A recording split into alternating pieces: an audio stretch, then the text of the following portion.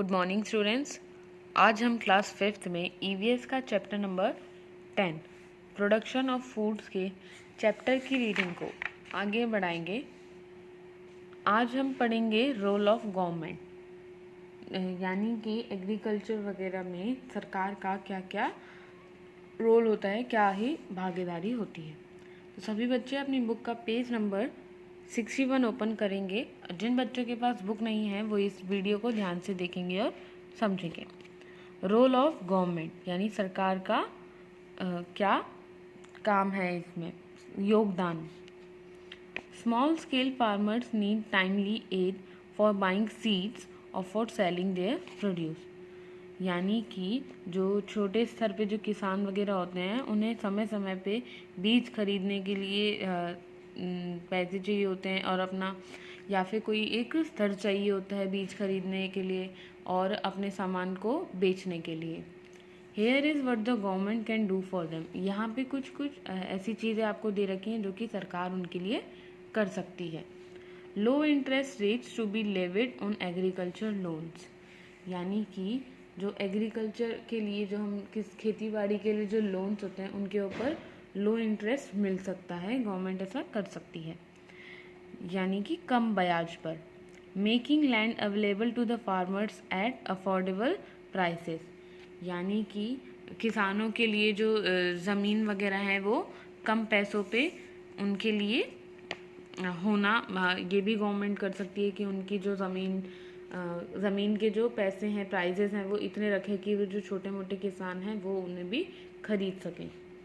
Availability of poor irrigation, proper irrigation facilities, यानी कि सभी किसानों के पास में एक सही एकदम proper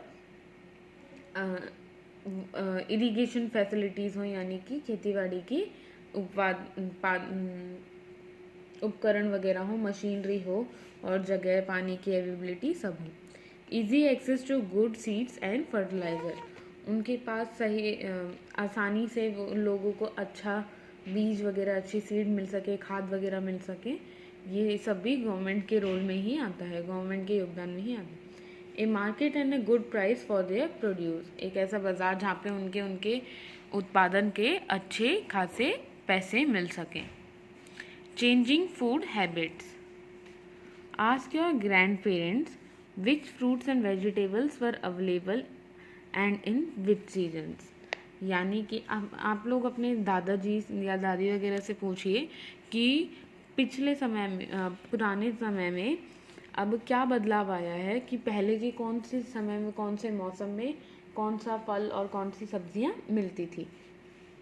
which fruit and vegetables were available in which season, हम ये पूछना है कि कौन से मौसम में कौन से फल और सब्जियां मिलते थे। People at watermelon in summers and oranges in winter only, जो लोग थे वो वाटरमेलन यानी तरबूज को सिर्फ गर्मियों में और संतरे को सर्दियों में खाते थे। But advancement of technology has made all food items available all around the year, यानी कि जो हमारी टेक्नोलॉजी में जो एडवांसमेंट हुआ है, बढ़ोतरी हुई है, बदलाव आए हैं और बड़ी है वो, उसकी वजह से हम सभी चीज़ों को, सभी फल वगैरह को पूरे साल खा सकते हैं। ये नहीं कि सर्दी की सर्दी ही मिलेगा, ऑरेंज से सर्दी की जगह गर्मी में भी मिलते हैं, ऐसे। We don't have to wait for summers to eat lady finger और for winters to relish cauliflower, यानी कि हमें अब लेडी फिंगर यानी कि भिंडी खाने के लिए गर्मियों का और गोभी खाने के लिए सर्दियों का इंतज़ार नहीं करना पड़ता। There are various reasons for these changing food habits, खाने की इन बदलती आदतों के कई सारे कारण हैं अलग अलग। इंट्रोडक्शन ऑफ न्यू क्रॉप्स, नई फसल का परिचय होना, इंट्रोडक्शन परिचय होना। Many food items that were not available in our country earlier are now readily available in the local markets.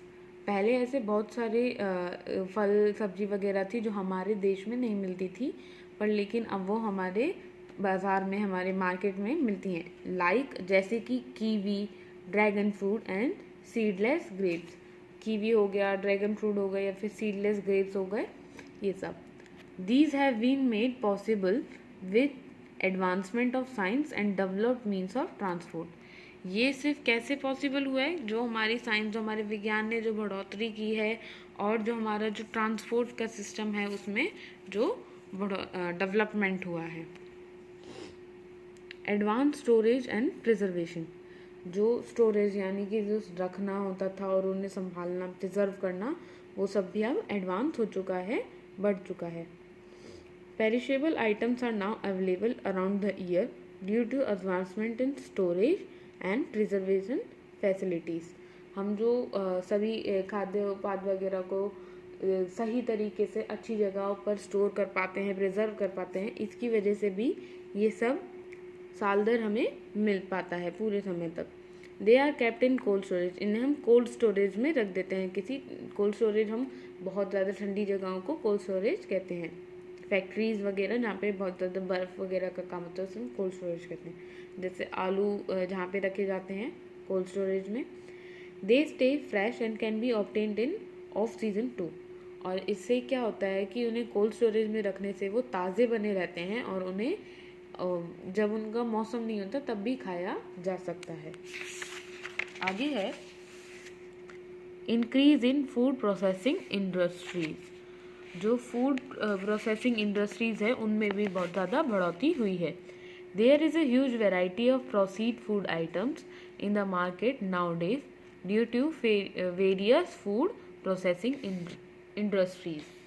अब हमारे जो बाज़ार वगैरह में काफ़ी सारे फलों की खाने की चीज़ों के बढ़ोतरी हुई है। क्यों ऐसा क्यों? क्योंकि बहुत सारी इंडस्ट्रीज़ जो हैं खाने की चीज़ें प्रोसेस कर रही हैं, बना रही हैं एडवांस तरीक़ों से।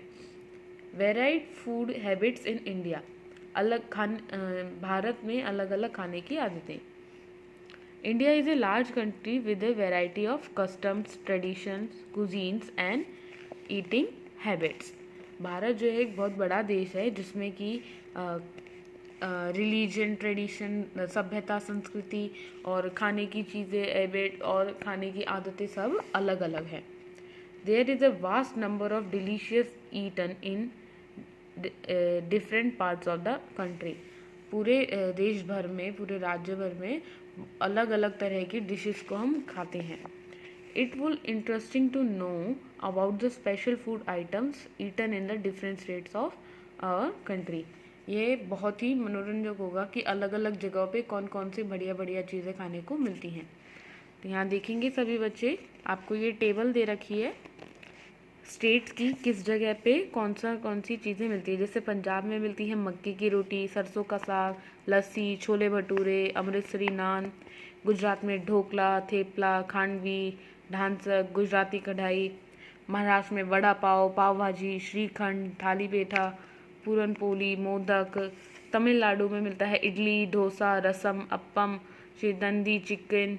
बिहार में लिट्टा चोखा, सत्तू पराठास, जाल मुर्गी, खाजा, तिलकुट, ये सब हमें बिहार में मिलते हैं। राजस्थान में मिलते हैं दाल बाटी चूरमा, प्याज कचौरी, मलाई घेवर और गट्टे की सब्जी और कलाकंद। वेस्ट बंगाल में दुई मर्च, संदेश, दाब झेंगरी, रसगुल्ला, मिष्टी दही। सिक्किम में पाशगब, मोमोज, टुकबा, गुंडरुक, सेल रोटी। आंध्र प्रदेश में बिरयानी, मिर्ची का सालन, कुरकुरा, गोंगुरा पिक्कल यानी गोंगुरे का अचार। जम्मू कश्मीर में मिलता है रोगन जोश, दम आलू, याकनी, गुस्ताब, तबाक मांस, कालादी चीज़। ये सब हमें जम्मू और कश्मीर में मिलता है। तो देखा बच्चों, अलग अलग शहरों में अलग अलग खाने की चीज़ें मिलती हैं। तो आज की क्लास के लिए इतना ही, और इसी के साथ आपकी चैप्टर की रीडिंग कंप्लीट होती है यहीं पे। तो आज का आपका होमवर्क है रीड चैप्टर नंबर